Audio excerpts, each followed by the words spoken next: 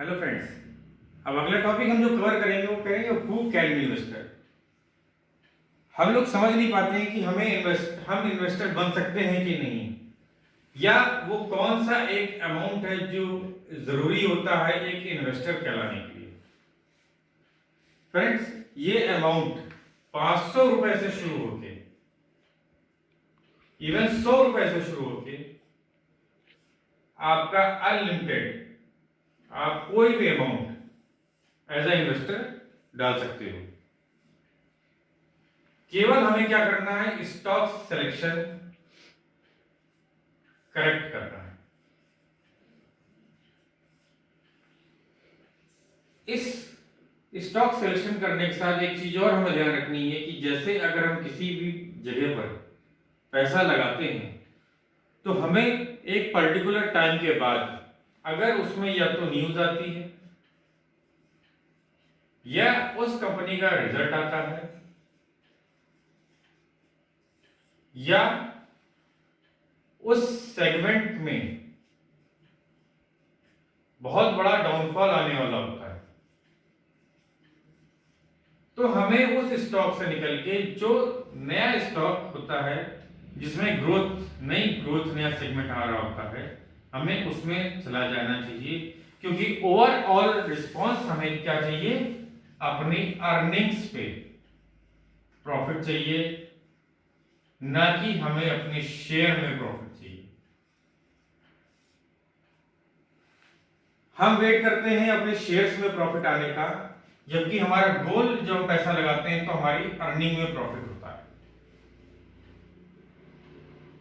हम जो भी अपना एक नियम माने उसको डेली उस बेसिस पर करें। अगर हमने सोचा है कि हम डेली 100 रुपीज लगाएंगे तो 22 वर्किंग डेज में, ट्रेडिंग डेज में ये पैसा डेली हमारा 100 रुपए लगना चाहिए।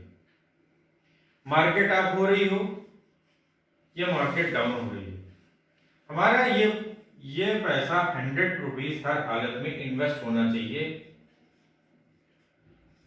क्योंकि हम यहां पर इन्वेस्टर हैं, ना कि ट्रेडर।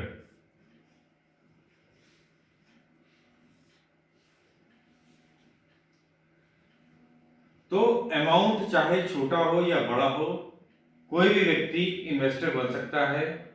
छोटे गोल के लिए, बड़े गोल के लिए स्मॉल अमाउंट को स्टार्ट करके बड़े अमाउंट तक डाल सकता है, कोई भी अमाउंट को डाल सकता है।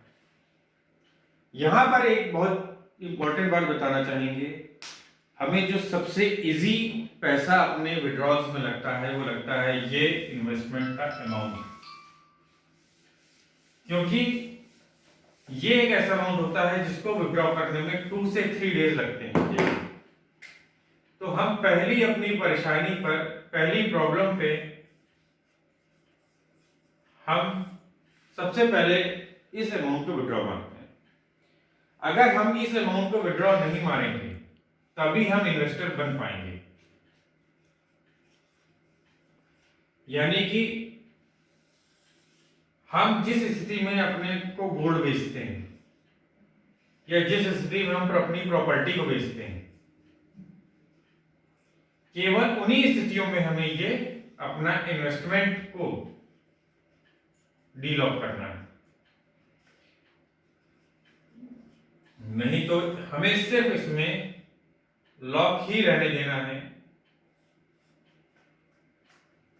ये इन्वेस्टमेंट केवल ग्रोथ के लिए होना चाहिए और उस प्लानिंग के लिए होना चाहिए जिसके लिए हमें ये इन्वेस्टमेंट किया हुआ है।